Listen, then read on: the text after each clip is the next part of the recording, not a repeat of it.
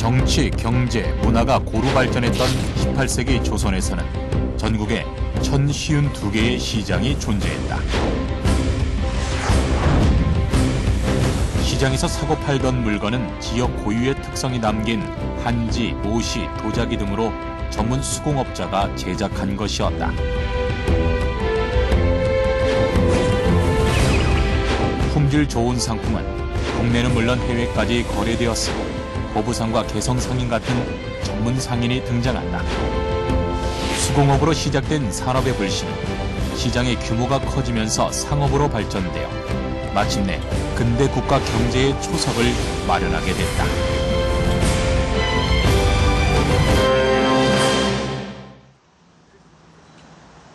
하루 유동인구만 수십만에 달하는 종로거리.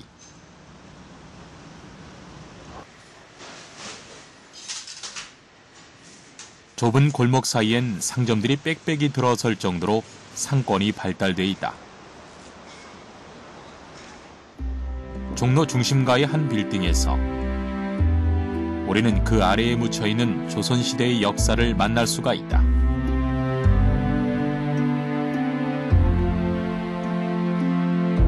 종로 청진구 일대는 단순 공사 현장으로 보이지만 사실 대규모 발굴이 진행되는 지역이다. 도시 재개발 과정에서 드러난 것은 상가와 건물지 흔적으로 조선시대 한양의 도시 모습을 간직한 유적지다. 과거 조선인들의 생활의 흔적을 찾을 수 있는 다양한 유물도 발굴되면서 역사의 중요한 사료로 평가받고 있다. 지금 현재 종로가 이제 예전에도 이제 한양 600년대 이제 서울 조선시대에도 이제 길이었거든요. 그래서 그 길이 이제 현재 지금까지도 남아있는 그 지하에 남아있는 거고요. 그리고 그 이제 길 좌우로 이제 시전행락을 해서 관영시장이었습니다. 조선시대. 그런 관영시장의 건물들이 아직까지 지하에 이제 남아있는 상태입니다. 시장의 건물지 자리로 파악된 청진지구는 조선시대 대표 상권이었던 유기전 인근에 위치한 행랑시전의 하나다. 종로 유적지 발굴의 시초는 2003년 12월 발견된 유기전터였다. 건물 신축도 중 드러난 조선시대의 도로와 배수로, 건물지, 그리고 생활 도자기 유물이 15, 16세기 조선시대 모습을 생생하게 담고 있다. 종로 중심에 존재한 조선 최고의 상권이었던 유기전 형태를 현대식 건물 내부에 복원하여 현재의 시각으로 과거를 살펴볼 수 있다. 유기전이라고 하는 시전은 그 많은 시전 중에서 구격 부담이 가장 많이 구격을 부담하는 6 주비의 시전을 유기전이라고 그래요. 그 대표적인 시전이 그 입전이라고 해서 중국산 비단을 판매하는 시전, 그다음 면포전, 그 무명을 판매하는 것이죠. 무명. 그다음에 면주전, 그 국산 비단을 판매하는 시전. 그다음에 저포전, 모시 판매하는 시전. 그다음에 지전, 종이 판매하는 시전, 그 몇 가지 내어물전 여러 가지. 유기전은 조선시대 국가 수요품을 조달하기 위해 조성한 시장이다. 한성 종로를 중심으로 좌우 대로에 상점을 만들고 상인에게 점포를 대여해 세금을 받았으며 이들 중 경제적 사회적으로 가장 발달된 비단, 무명, 명주, 종이, 모시, 생선의 6종류를 줄여서 유기전으로 부르고 독점적 상업권을 부여하였다. 그래서 이제 종로를 중심으로 해서 형성됐던 어떤 국가 주도의 어떤 상권이죠. 그 반면에 이제 이 수공업자들은 이러한 그 완제품을 제품을 생산하지만 이들은 가장 중요한 게 원료라든지 이러한 그 제품을 만드는 데 필요한 그 재료가 제일 중요하잖아요. 그러니까 이들이 존재하는 데는 그 재료적으로 특화된 지역에서 존재를 하는 거죠. 이거 이제 수공업자들이 존재했던 공간과 바로 이 시장 완제품이 거래된 공간은 크게 분리되어 있었다. 국가 주도의 건 종로에 밀집되어 있었고, 바로 재료적으로 근접하기 쉬운 데는 철산리, 발산리, 각종 사기, 막골 이런 데는 다 재료가 접근이 쉬운 곳에 그 수공업자들이 존재했던 거죠. 벼로, 유기, 금, 모시, 종이, 화문석, 도자기 등 시장에서 거래되는 품목 대부분은 재료 공수가 용이한 지역에서 생산되는 특산품이었다. 임원 경제지에 따르면 당시 전국에는 1052개의 정기시장이 존재했을 정도로 상품의 거래가 발전했다.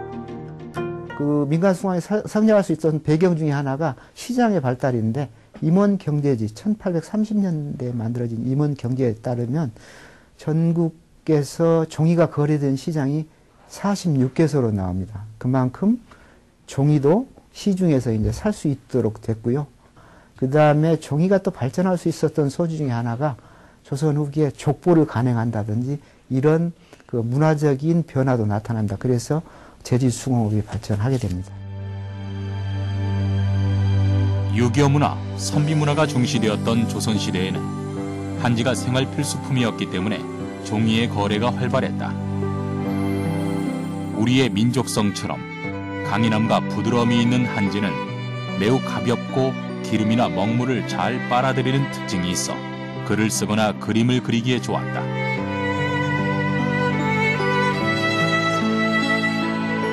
조선시대 후기에 접어들면서 종이에 대한 수요가 증가하자 지역별로 한지를 전문적으로 만드는 수공업자가 등장하게 됐다.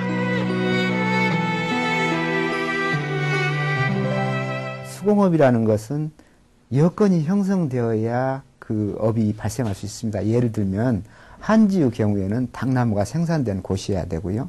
그 다음에 당나무를 표백하고 재료를 가공하는 단계에서 아주 맑은 물이 필요합니다. 그래서 물이 좋은 곳, 그 다음에 그거를 삶고 하는 과정에서 땔감이 필요하고요.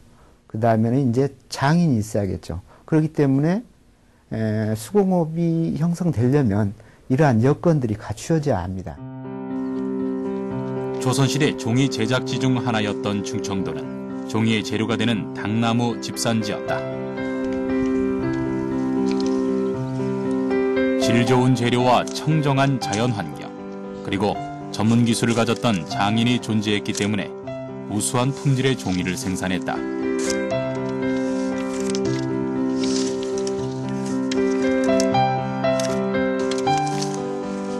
한지의 원료가 되는 당나무는 껍질의 섬유질만 뽑아 종이로 만들었으며 당나무는 잔가지가 없이 곱게 키워서 사용했다.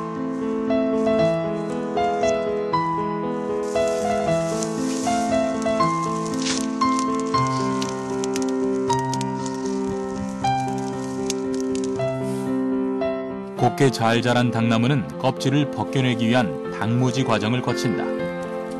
대형 아궁이에 불을 떼서 물을 끓여 그 수증기로 당나무를 찌는 것이다. 솥 안에 넣고 삶는 것이 아닌 솥 위에 틀을 얹고 당나무를 일렬로 쌓아 쪄내야 양질의 당나무 껍질을 얻을 수 있다. 이제 닭무지를 하기 위해서 이제 닭을 재이는 거, 이 작업이거든요. 요걸 이제 다 여기 재어서 한 4시간에서 7시간 불을 떼서 쪄서 껍질을 벗기는 거죠.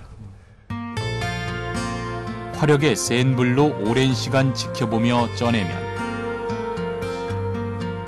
하얀 내피 부분만 가려내 닭섬유를 만든다.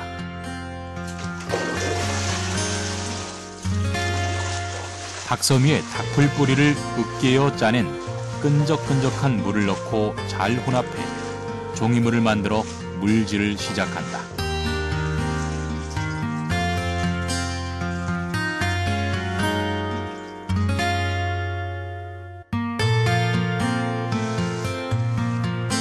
종이뜨기를 하는 물질은 앞물질과 옆물질을 반복해 몸을 정자로 엉키게 하여 정교하고 질긴 한지를 만들게 된다. 그 물질을 그 힘차게 해주고 그래야 종이가 좀 힘있게 강도 있게 나오거든요. 그래서 이 물질에 따라서 종이 강도도 약간씩 차이가 나요. 물질을 하는 횟수와 방향에 따라 두께와 무게가 각기 다른 종이가 탄생한다.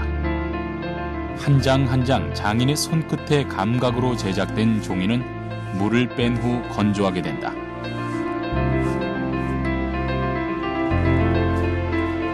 최근에는 데워진 철판 위에 종이를 한 장씩 펴서 건조하는 열판 건조 방법을 이용하고 있다.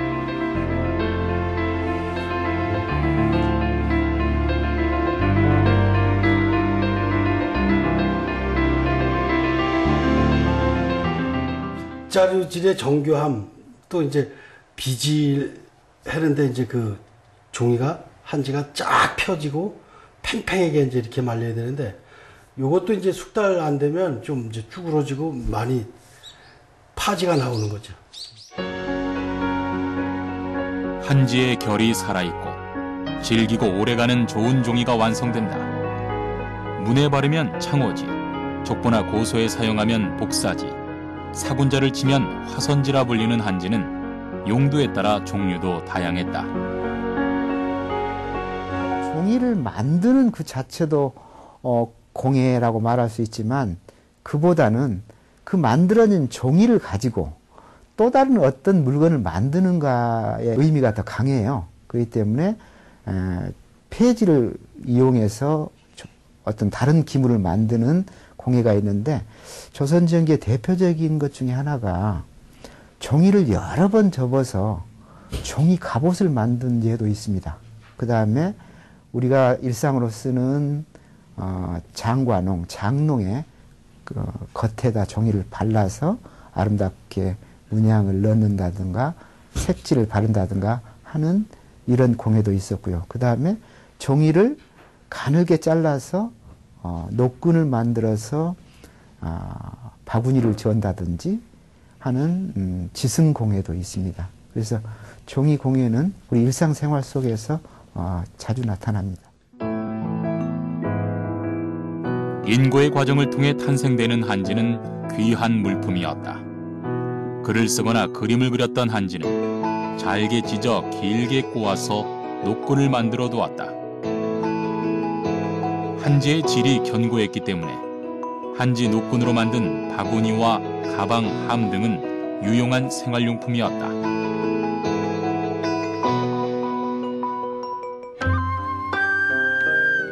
그 중에서도 눈길을 끄는 한지 사용처가 있다. 겨울철 채소 가꾸기에 관한 내용을 담은 산가 요록에 따르면 온실을 짓는 방법을 자세하게 기술하면서 창에 한지를 발랐다고 전한다.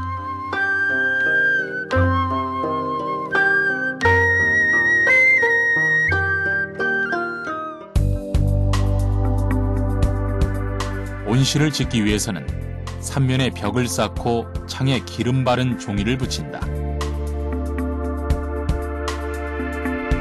구들과 흙을 쌓아 내부를 만든 온실은 창의 한지가 따뜻한 햇빛은 받아들이고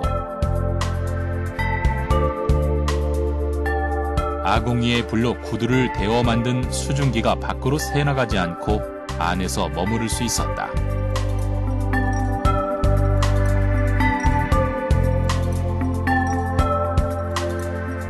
햇살을 통과하고 내부의 공기는 빠져나가지 못하도록 보온의 효과를 지녔던 한지를 온실 건축에 이용했던 것이다.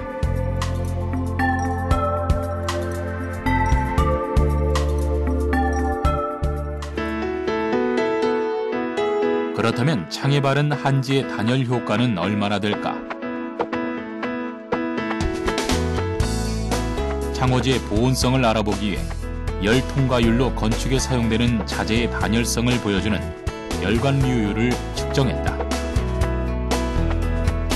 흔히 사용하는 비닐과 유리, 그리고 한지의 단열 효과, 그 온도 차이는 어느 정도일까?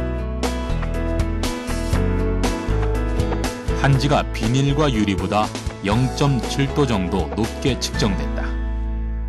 상대적으로 보온성이 좀 더 그 높은 것으로 그렇게 이제 도출이 되었습니다. 현대의 비닐이나 유리보다 단열 효과가 뛰어난 한지. 조선시대 온실 건축에 사용될 정도로 한지의 우수성은 후대에도 높이 평가된다.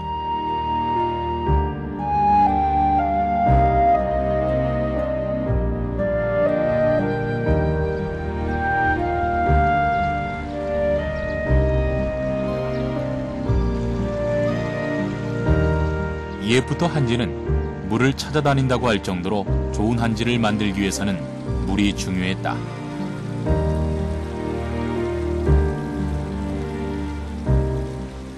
한지는 이제 여기 그 영남 대로의 이 주변에 그 고려 때는 이제 뭐 하늘제를 비롯해서 조선 시대는 뭐 일관문, 이관문 이게 이제 서울로 올라가는 길목이거든요.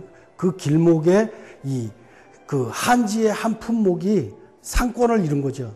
요 주변 사람들이 한지를 만들어서 이제 한양으로 올려보내고 그 한지가 이제 뭐 중국 사신들을 통해서 뭐 진상을 한 이런 역사가 있는 곳이 바로 이곳이죠. 세계적으로 인정받았던 조선의 종이 한지. 천년종이라 불릴 만큼 질기고 오래가는 한지는 현존하는 무구정광대 다란이경을 통해 우수성이 증명된다. 또한 국가의 중요한 기록은 고스란히 한지에 적혀 오늘날까지 전해지고 있다. 3대째 한지를 만들어 오는 안치용 한지장은 전통 방법 그대로를 고수하며 옛 종이의 우수성을 전하고 있다. 그 없어지는 것을 어떻게 그 명맥을 유지할까 하다 보니까 새로운 것도 만들고 요즘 현대인들이 그 소비자들이 한지에 원하는 것들 뭐 색을 집어넣는다든가 아니면 벽지에 뭐 여러 가지 식물을 집어넣는다든가 아니면 그 한지의 특이한 입체라든가 도들 이런 문양을 집어넣어서 이제 소비자에 맞게 공예품 한지 공예를 할 수 있게 이제 만드는 거죠. 토종 당나무로 만들어 기능은 유지하면서 순백이 하얀 종이 소지뿐만 아니라 이제는 닭을 곱게 염색해 만든 색상 한지를 만들며 현대식 한지 공예를 개척하고 있다. 한지는 우리의 생활이라고 보면 됩니다. 쉽게 얘기해서 옛날 문종이 했잖아요. 그게 한지인데 이 문종이 하나로 지금까지 역사가 내려온 거예요. 뭐 책 만드는 거는 기본이고 그 글씨 연습한 그런 종이는 찢어서 꼬아서 또 생활 도구를 만들고 생활 용품을 만들고 이런 것들이 이 한지의 역사이고 또 우리나라의 역사이다. 저는 이제 한지를 이렇게 생각을 합니다. 장인의 손으로 빚어낸 생활용품은 기술의 정교함과 장인 정신이 담겨 있다.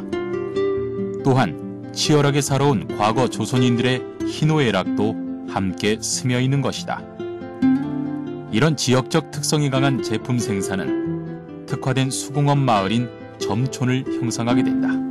숭업 제품의 생산이 더욱더 많아지고 또 차별화되는 그런 과정에서 특산지라든가 명산지라고 하는 그런 지역들이 점점 더 많아지게 됐습니다. 특이한 점은 이들 기술을 가진 사람들이 모여서 마을을 이루어서 점촌을 형성하는 그런 곳이 더욱더 많아지게 되었습니다. 그리고 이런 점촌으로 형성된 마을이 그 이후에 그런 지명으로 그대로 남아있는 곳도 있을 정도로 그 점촌의 규모라든가 그 점촌을 통해서 생산되는 수공업 제품들이 더욱더 많아지고 또 정교해지고 했다는 것을 이런 지명을 통해서도 볼 수가 있었습니다. 모시의 대명사인 한산모시는 조선시대부터 질 좋은 모시를 생산해오던 한산 지역을 부르던 명칭이다. 이 지역의 모시는 다른 지방의 모시보다 섬세하게 재직되었기에 밥그릇 하나에 모시 한 필이 다 들어간다는 말이 있을 정도로 유명했다.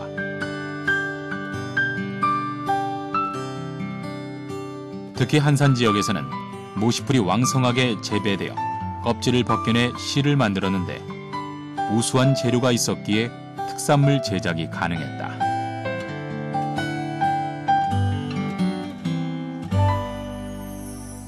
그전에는 지금과 달리 그 옷감이 많이 귀하니까 경공장이나 그 외공장에서 옷감을 계속 짜가지고 중앙에 납품을 하고 그런 식이었거든요. 우리 서천은 뭐냐면 얘도 그 모시가 한산, 서천, 비인, 보령, 뭐 정산, 임천, 홍산 뭐 이런 곳에서 많이 발전이 되었습니다. 삼국지 동의전의 마한조에 따르면 그 백성은 토착을 하고 곡식을 심으며 누에치기와 뽕나무 가꿀 줄을 알고 옷감을 만들었다는 기록으로 보아 아주 오래전부터 선조들의 일상 속에 옷감을 만드는 기술이 있었다는 것을 알 수 있다. 한산에서는 안악들의 손에서 손으로 직물짜기의 기술이 이어져 내려오고 있다. 섬세한 모시를 짜기 위해서는 먼저 실을 뽑아내는 작업이 필요하다. 모시풀의 속껍질에서 추출한 태모실을 일일이 2로 쪼개서 모시 서미의 굵기를 일정하게 만든 후 무릎에 대고 손바닥으로 비벼 연결시키면 실이 쌓이게 된다. 옛날엔 다 이렇게 막 방에서 모여서들 모시들 다들 했죠. 이걸 해서 옷감도 해서 입고 팔아서 저기 가용에도 쓰고. 모시를 만드는 안악의 숙련 정도에 따라 모시의 품질이 좌우될 정도로 실을 뽑는 과정은 매우 중요하다.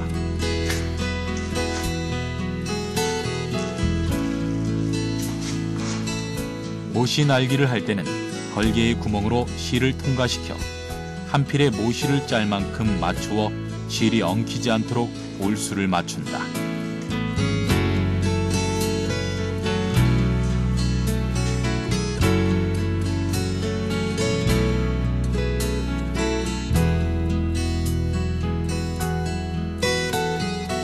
다 했다는 완성의 의미를 뜻하는 모시매기는 실을 실패에 고정시킨 후 콩가루와 소금을 물에 풀어 만든 풋잎가루를 솔에 묻혀 실에 골고루 먹인다.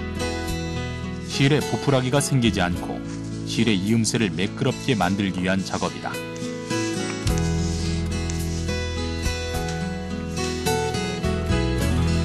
조선시대 여성들의 바깥 출입은 남성들에 비해서 자유롭지 못하고 매우 제한적이었습니다. 그런데 이 여성들이 바깥 출입이라든가 아니면 사회생활에 참여할 수 있는 그런 기회가 마련되는 것이 각 지역에서 발전하고 있었던 장시를 통해서 마련되었다고 볼 수가 있습니다. 이 장시에는 각종 다양한 물건이 거래되고 판매가 되었는데 특히 간의 숭업으로 생산되는 직물류 같은 경우에는 대개는 여성들이 생산을 하였습니다. 대표적인 간의 수공업으로 꼽히는 직물짜기는 조선시대 풍속화에서도 쉽게 찾아볼 수 있다.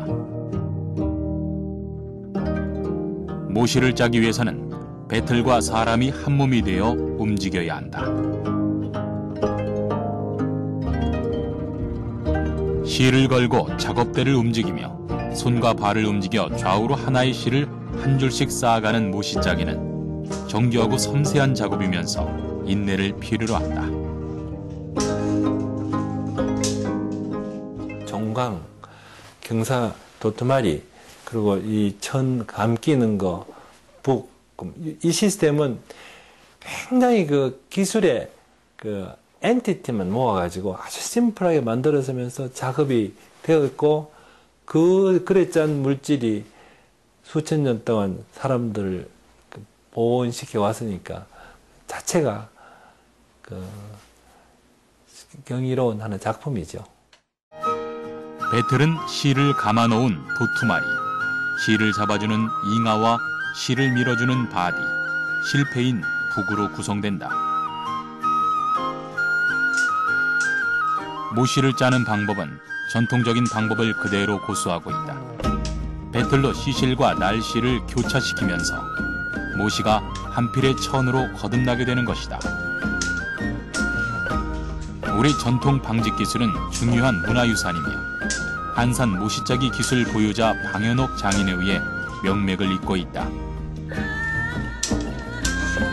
사람과 하나가 되어 움직이는 전통 배틀은 600년 동안 변함없이 움직이고 있는 것이다.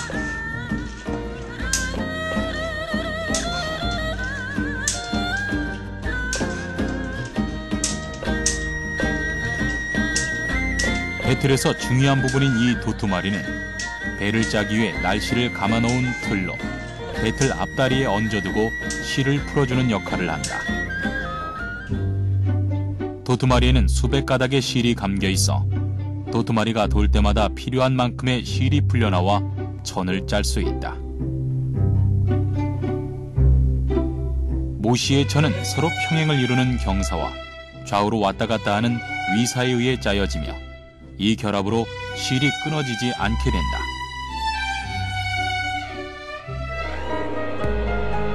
모씨는 까다롭다. 실내가 건조하면 실이 말라 바스러지기 때문에 한 벌의 옷을 짓기 위해서는 수만 번의 직조 과정을 거쳐야만 한다. 배틀에 앉아 전신을 움직이며 3일 동안 작업을 해야 겨우 모씨 한 필을 얻을 수 있을 만큼 모씨는 힘든 노동의 값진 대가이다. 한산에서 자라나는 질 좋은 풀과 힘든 작업도 즐겁게 함께 나누었던 안악들이 만들어낸 한산의 모씨는 그렇게 조선시대 최고의 모씨로 각광받게 된다.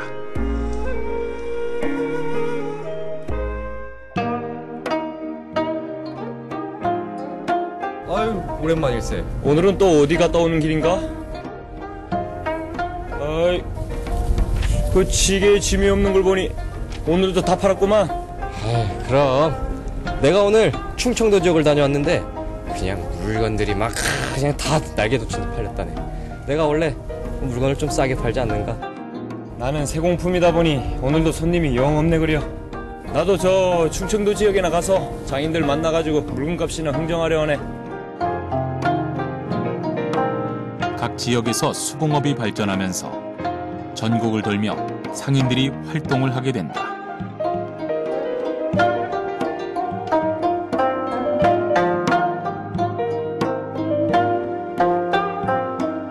정밀한 세공품을 취급하는 보상과 등짐을 지고 판매하던 부상을 일컬어 보부상이라는 조선시대의 전문 상인이 등장했다. 이것이 왜 보부상이 이렇게 나오게 됐냐면은 예를 들어서 지금 요새 왜 우리가 뭐 안동에 온 안동의 생선을 거기 왜 많이 팔지 않습니까? 근데 안동에 바다가 없는데 그러니까 저 해안 지방에서 생선을 가져와야 되거든요. 그러면 거기에 이제 그런 일을 하는 게 보부상이죠. 예를 들어서 중앙에는 소위 말해서 선비들이 많으니까 붓글씨를 많이 써야 될 게 아닙니까? 그러면 벼루, 그러면 보령에 벼루가 오석 벼루가 유명했거든요. 그럼 보령에서 벼루 만드는 사람들이 들고 올 수가 없으니까 이걸 보부상들이 가지고 와서 개개인으로 팔 수도 있고 또 도매상으로 넘길 수도 있고. 전국적으로 규모가 큰 보부상단이 있었음을 알 수 있는 사료로 울산 보부상단의 문헌과 경남 창녕 보부상단의 유품이 발견되었는데 이 지역은 모두 특산물이 집화되는 묘지였다. 보부상은 해산물과 농민들이 생산할 수 없는 수공업품, 특산 농산물 등을 가지고 시장에서 사고 팔았다. 커다란 등짐을 지거나 수레를 이용하며 더 큰 자본을 마련하게 되었다. 장시를 통해서 물건을 거래하는 상인들, 시전상인과 구분한다 그러면 사상인이라고도 볼 수가 있고, 그러니까 이들은 이제 보부상이라든가 행상이라든가 장돌뱅이라고도 볼 수가 있는데, 이들은 각 지역을, 물론 한 곳의 시장을 주 무대로 활동하는 그런 상인들도 있었지만, 당시에는 4개 내지 5개의 장시가 시장권을 형성을 하고 5일마다 매일마다 시장이 열리는 그런 형세를 이루고 있었기 때문에 이들 상인들은 그 4개 내지 5개의 시장을 매번 순회하면서 물건을 사고 팔고 하는 그런 활동을 하였기 때문에 조선시대 대규모의 상인이 등장하면서 이와 관련된 연구도 진행되고 있다. 과거 목화와 면포거래, 인삼 재배 및 거래, 금융업을 하면서 작성한 개성상인의 문헌이 2013년 발굴됐다. 이 개성상인의 문헌은 박제도 상인 집안의 회계장부로 1887년에서 1912년까지 25년 동안 발생했던 대략 30만 건의 거래 내역이 기재되어 있으며 근대문화유산으로 등록되었다. 그 일본 오사카하고 중국 상해하고의 그 이 삼각무역 관계, 이거의 그 중심에 개성 상인들이 존재했었다는 건 분명하고요. 김태경이 쓴 문집에 홍삼 무역과 관련된 기록이 나와요. 그게 바로 이제 아편과 홍삼 치료, 아편 중독에 대한 치료제로서 어떻게 홍삼이 중국으로부터 수요가 있었고, 그 거래의 중심에 개성상인과 이 항주 절강상인들이 어떠한 식으로 국제적인 그 교역을 수행했는지, 이게 기록이 남아있기 때문에. 개성 출신 학자 김태경의 소호 당집에 의하면 전라도의 한 여인이 인삼 재배에 성공해 그 방법은 개성상인 최 씨에게 전수했다고 전한다. 인삼 재배를 직접 했던 개성상인의 거래 무대는 중국과 일본이었으며 인삼과 비단, 종이를 주로 사고 팔았다.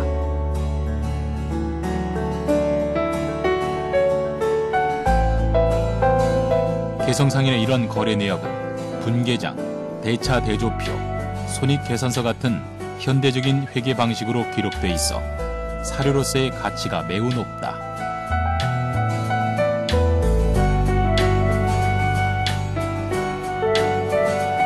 인삼이 국제 상품으로 인기가 높아지자 개성상인은 점차 그 무역량을 늘려 200근에서 4만 근으로 무려 230배나 증가했다. 이번 기록의 그 발견으로요, 그 19세기 개성상인들의 그 이 경영 그 능력은 이미 그 전 세계에서 인정하는 그 복식부기 방식을 통해서 그 최종 손익 계산, 기간 손익을 계산했다는 것을 입증했기 때문에. 개성상인은 고려와 조선시대에 개성을 중심으로 국내 상업은 물론 국제 교역을 이끌었다. 개성상인의 합리적인 경영과 수완은 훗날 근대 산업의 뿌리가 된다.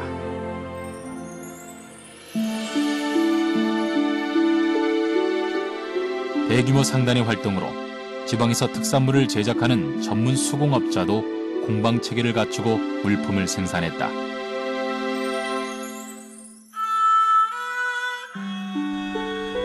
그동안 잘 계셨어. 안녕하십니까.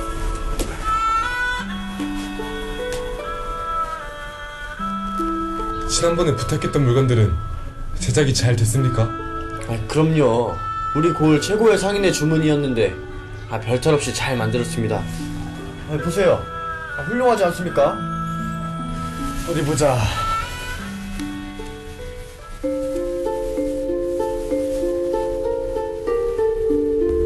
이보쇼. 내가 지난번에 주문할 때 돈과 원료를 미리 줬는데 이거 재료를 덜 썼네, 덜 썼어. 아닙니다. 아주 정직하게 우리 장인들이 연날 빵을 사서 만든 겁니다. 보시면 모르시겠습니까? 에이, 다시 제대로 만드시오.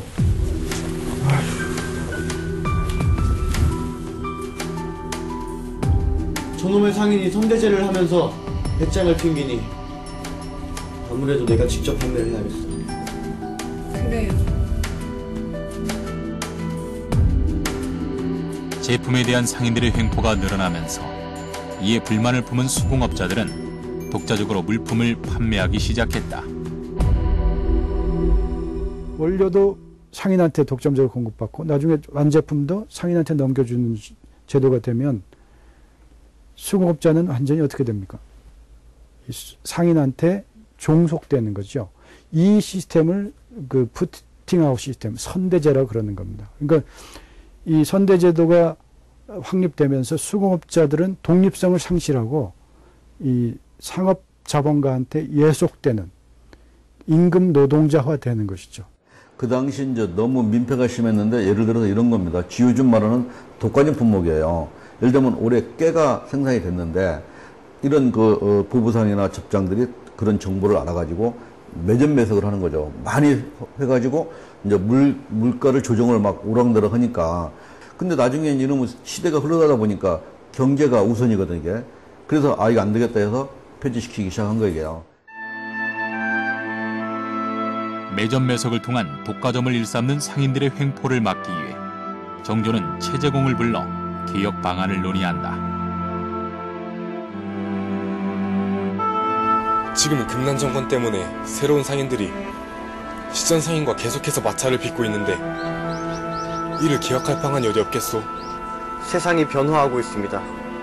제가 건의하옵건대 임금님께서는 유기전을 제외한 시전의 금난 정권을 폐지하는 신의 통공을 발표하시어 조정의 의지를 보여주십시오.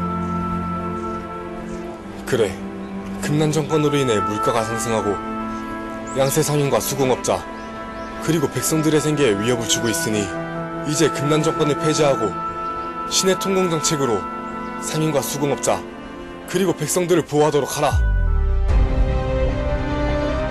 정조는 1791년 신의 통공 정책을 실시한다.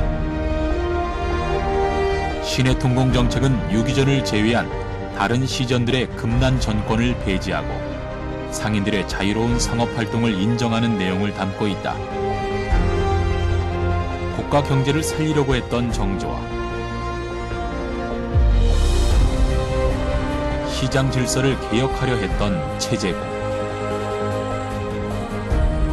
조선 후기의 산업과 경제를 바로잡기 위해 심사숙고했던 이들의 생각이 신의 통공으로 발표된 것이다.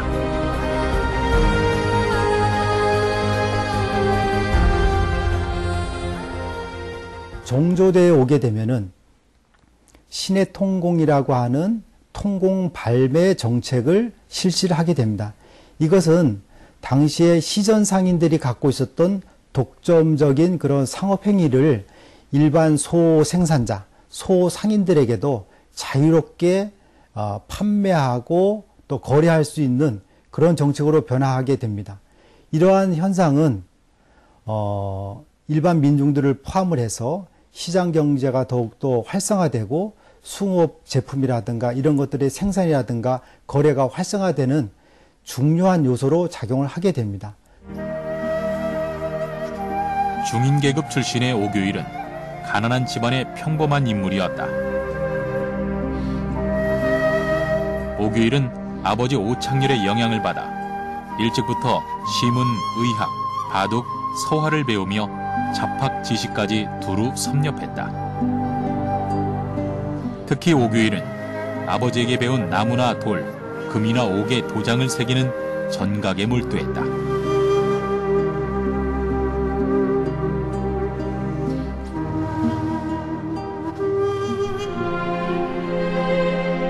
그러나 아버지를 여의고 오규일은 한동안 전각을 등진 채 살아간다. 시리에 빠져있던 그에게 다시 살아갈 용기를 일깨워준 이는 추사 김정이었다. 이복의 규일이, 자네가 존경하시던 아버님이 돌아가셔서 마음이 아픈 건 이해하지만 전각을 등지지는 말게. 선생님, 저를 문화생으로 받아주시어 전각을 가르쳐 주십시오. 그렇게 하도록 합세. 오규일은 추사 김정희의 문화생으로 활동하며 전각에 관한 지도를 받았다. 이후 그는 조선시대 최고의 전각장으로 인정받게 된다.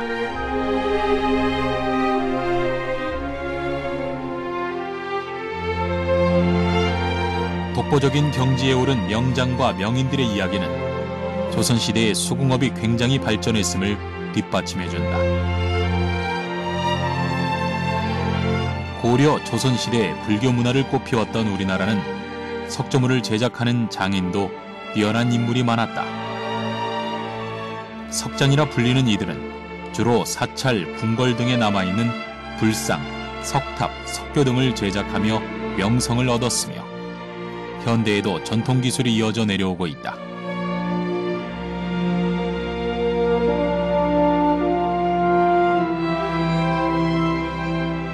딱딱한 돌에 생명을 불어넣는 석공예는 먼저 석장이 커다란 바위에 먹으로 밑그림을 그려넣는다. 종교 문화가 들어오면서 이제 불교의 꽃을 피운 어떤 그런 역사가 있었기 때문에 그때부터 석공예가 확 꽃을 피우게 된 거, 발달된 거죠. 석장은 망치, 정 등 수공구를 사용하여 전통 기법인 정다듬질로 조각을 해왔다. 일일이 다듬어 불상의 온화한 표정을 나타내고 무거운 돌을 짜맞추어 석탑의 아름다운 자태를 탄생시키는 것이다. 삼국시대부터 오늘에 이르기까지 다채로운 석조 문화재가 전해지고 있는 것으로 보아 우리나라의 석조물 제작 기술은 이미 높은 수준이었음을 알 수 있다. 오랫동안 돌을 다루니까 돌이 그냥 좋고 다시 태어나도 돌, 참 돌이야말로 진짜 좋은 직업이다. 그래서 많은 사람들한테 처음 다루기, 접하기가 힘들지만 한번 다뤄놓으면은 거기에 대한 매력이 있기 때문에 쉽게 놓을 수가 없고 할 수밖에 없어요. 수준 높은 한국의 수공예품은 1893년 시카고에서 열린 만국 박람회에 참가해 세계적으로 인정받기도 한다. 1893년도에 미국의 시카고에서 세계 엑스포를 할 때 고종 황제가 나라가 망해가는데도 거기다 우리 항공관을 만들었거든요. 그때는 배로 운반했으니까 얼마나 힘들었겠어요. 그리고 1900년도는 파리 박람회, 거기에 나간 것이 전부 수공예예요. 1893년도에 시카고 나간 거나 1900년도에 파리 만국 박람회나 1902년도에 베트남의 하노이 국제 박람회에 나간 것들이 거의 수공예품이고 복식이고 이런 거였거든요.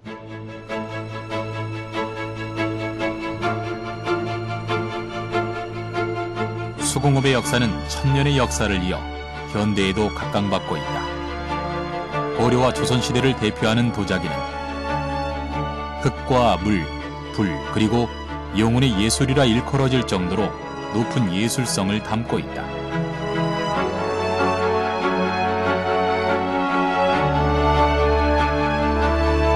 독창적인 우리의 도자기는 소박한 모양과 맑은 빛깔이 특징이다.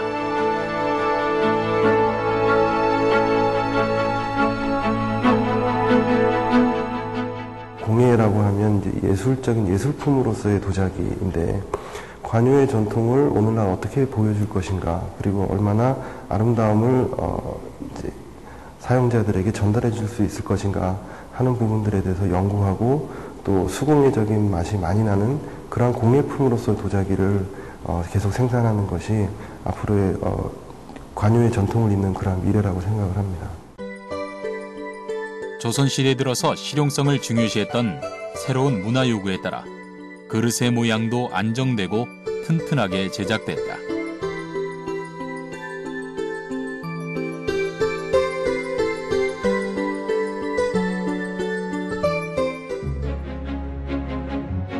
사대부 성리학자의 사상체계와 이념을 담았던 분청사기 역사도 지리한 세월을 지나 새롭게 탄생했다.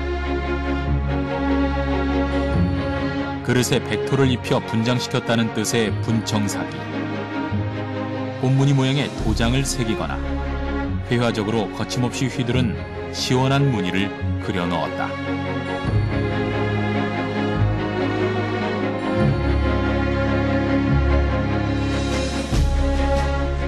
우수한 도자기를 만들 수 있는 원료인 질 좋은 흙을 쉽게 구할 수 있었던 경기도 광주에는 국가에서 관리하던 가마터가 있을 정도로 조선시대의 도자기 생산이 활발했던 지역이다.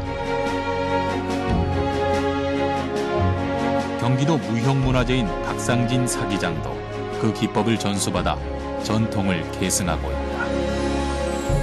실질적으로 많은 조선민들이 쓸 수 있는 그릇들을 만들게 된 거죠. 그거를 하기 위해서 조선시대 때 경기도 강주 분원에 분원지라는 걸 만들었지 않습니까? 그래서 그 분원지에서 모든 관리를 했죠.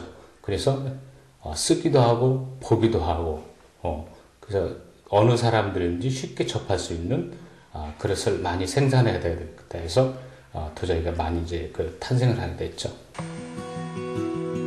흙뿐만 아니라 도자기를 굽기 위한 나무, 도자기 색을 내는 유약을 얻기 쉬운 데다 당시에 제일 큰 시장인 한양과도 가까웠기에 도자기가 발전될 수 있었다.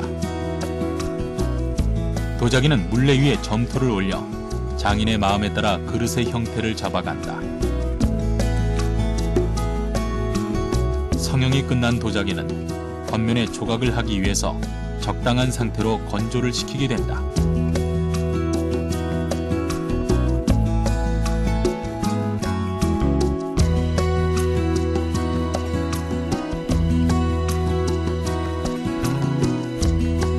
분청사기는 청자와 마찬가지로 상감 기법을 사용한다.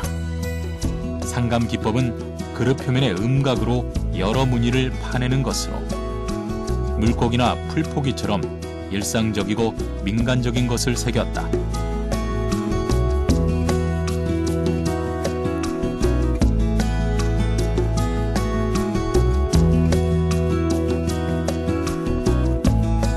나타내고 싶은 무늬를 남겨주고 나머지 부분은 면을 파내어 표면에 음각을 새긴다.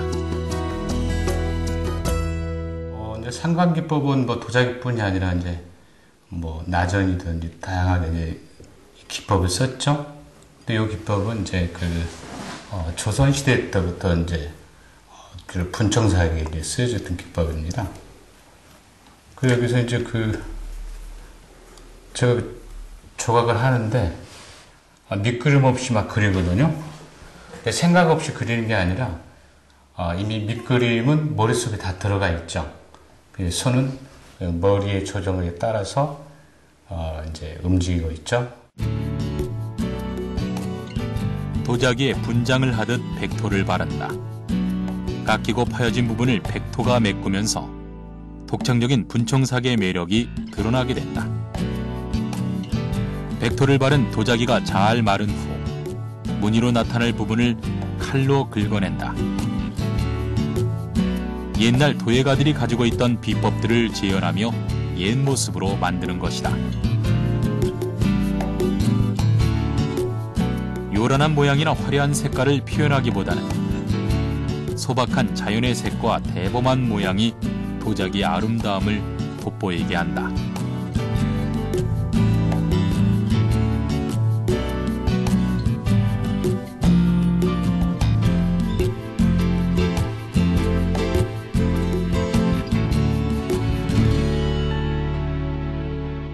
저희 작업은 뭐 단순하게 앱것을 그대로 답습한다. 이제 그거보다는 전통은 중요시 여깁니다. 그러나 지금 이 시대에 필요한 도자기를 만들어야 된다는 그런 강한 사명감이 있습니다.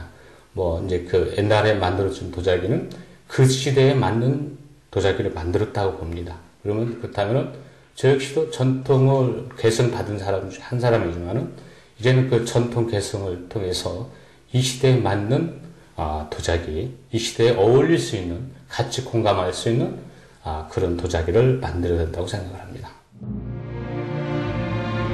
고려 청자의 위엄과 조선시대의 백자, 분청사기로 대표되는 도자기의 멋은 세기를 거쳐 발전되었다.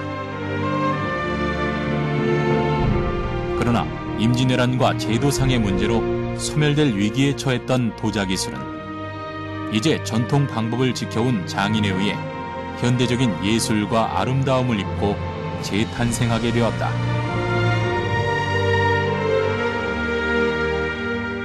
근데 우리가 꼭 이거 전통공예다, 이거 문화재가 만들기 좋다 이것만 하지 말고 진짜 국민들이 필요한 어떤 실생활에 쓸 수 있고 이것이 누구든지 좋아할 수 있는, 또는 이걸 사두면은 정말 먼 훗날 하나의 유산이 되고 보물이 된다. 우리가 어떤 소위 말해서 현 시대에 맞게, 또는 세계인이 좋아하는 명품도 안 팔리면 명품이 아니에요. 팔려야 되거든요. 그러니까 팔릴 수 있는 물건을 만들고 그 대신 이 가치가 있고 실생활에 필요한, 그런데 최선을 다해서 만들면은 난 전망이 좋다고 보죠. 과거 서울에 존재했던 대규모 시장의 흔적, 그리고 전국과 해외 무역을 담당했던 대규모 상단의 기록. 이것은 당시 대한민국의 수많은 시장이 발달했고 더불어 수많은 수공업자가 존재했다는 것을 증명한다. 근대 국가 산업의 초석을 마련해준 조선시대 수공업의 역사는 천년을 지난 지금도 문화산업을 이끌어가는 주역이 되고 있다.